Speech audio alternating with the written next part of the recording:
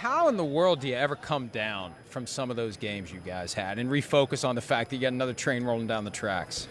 Yeah, throughout the season, especially in the first year as a head coach, you're used to having a little bit of time post-game, decompress, evaluate the tape and talk to your position group or per side of the ball maybe. But when you're the head coach, you're moving forward no matter what with, you got some media obligations, which we love doing on Monday and Tuesday. But I'll say this much, Mike, it was, those victories were, they were great in the moment, but all it did was solidify a lot of the things that I had hoped about our team in year one. Building things alongside with Kwesi. I know people, sometimes poke fun at the culture stuff, or it's easy, low-hanging fruit to, want to talk about that stuff. But if you don't think it matters, it's real. Just go watch the way some of those games ended, and didn't end the way we wanted, and we'll kind of try to reload and build from here. But ultimately, there's a lot that I'm really proud of. You should be. By the way, it's Vikings coach Kevin O'Connell. I got so excited. Well, we know. Did you know he was such a fanboy of your team? Did you know this? I did not till I arrived. You got there? I remember last year. Maybe a side conversation after we talked got offset last year, but we're very happy to have him supporting us. Obsessive. No, I don't know. You may not feel that way. We'll see how the next few years go.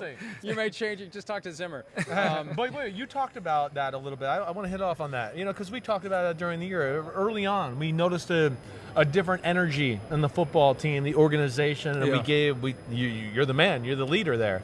But what'd you do to kind of change that feel in the football team around? Yeah, it started day one. When our off-season program started, these guys, maybe they're thinking, hey, coming from Los Angeles, it's going to be talking about the offense or how we're going to play defense or special teams. The entire first day was about culture. It was about what my expectations were going to be, the leadership of some veteran players I was really going to rely on, and then ultimately just authentically presenting what I thought was really important.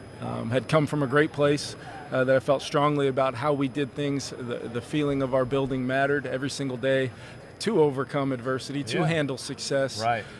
So I wanted to do it from day one and consistently attack it every single day. I told our team the morning after we lost to the Giants, I said, I feel phenomenal about what we've been able to do from a culture standpoint. And you look up and see your team looking back at you, and you're seeing guys nodding their heads back and confirming everything that we had earned. I mean, it's only you go out and earn it as far as what you are as a football team, as far as what you believe your culture is. That gets tested in our league, and ultimately the next phase of that is that championship standard, that if you can match those two things and attack it every day, good things are going to happen. Yeah. We're literally 2 minutes away from the falling of the curtain on our show for today, but before we run out of time, I'd like you to explain, Coach, what you think can be done, needs to be done, will be done to get Kirk Cousins postseason prime time to play like we see. Here we go. Seriously, but that's a real thing. I'm not making it up.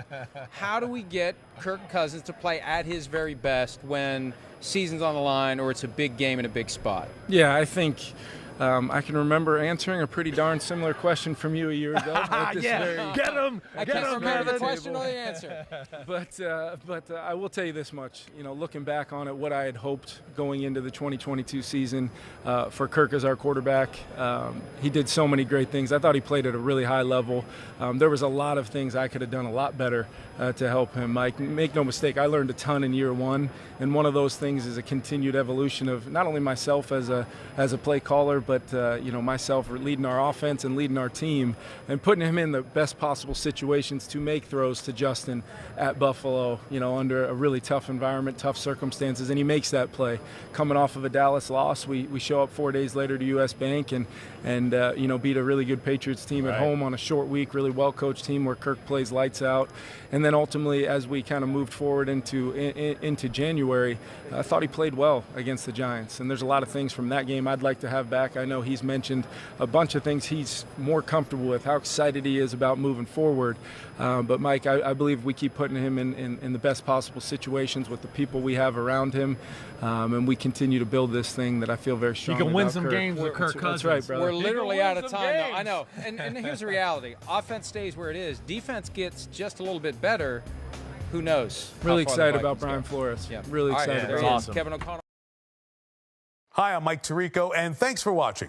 Make sure to hit subscribe for the latest news and highlights from NBC Sports.